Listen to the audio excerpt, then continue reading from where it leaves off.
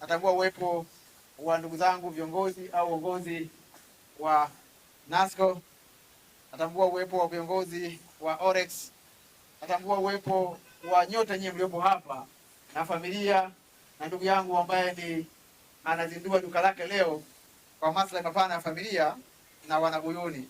Ndugu zangu, kama nimetangulishwa awali, kwa majina naitwa Alois Kamando, ni balozi wa mazingira, ofisi ya makamu wa rais, muungano wa mazingira.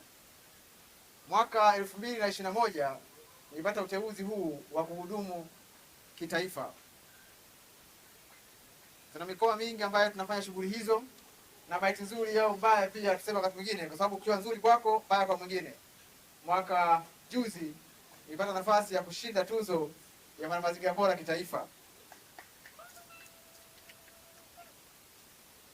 Na kwa maana hiyo basi, leo hii nimefurahi sana kuwepo kwangu hapa kwa sababu mbili za msingi.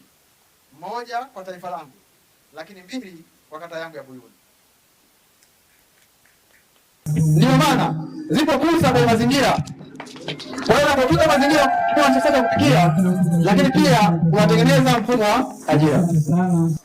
Binafsi jana nilizungumza na waziri wa mazingira, ndugu yangu Mheshimiwa Injinia Hamad Masauni, ili niweze kwa ufupi sana kwamba ndugu zetu wa Orex wamenialika kupitia hawa jamaa zetu wa NASCO upande wa Buyuni. Akaniambia usite, nenda, kwa sababu bado tunahitaji elimu ifike, lakini mbili, tunahitaji bidhaa zifike kwa wahusika. Naenda kawaeleze kwamba tuko pamoja na tutatambua mchango wa taifa letu la Tanzania. Na mimi leo hii sikuamini kwamba kuna tukio kubwa kama hilo, kwa sababu hata ndoa yangu haikuwa hivi.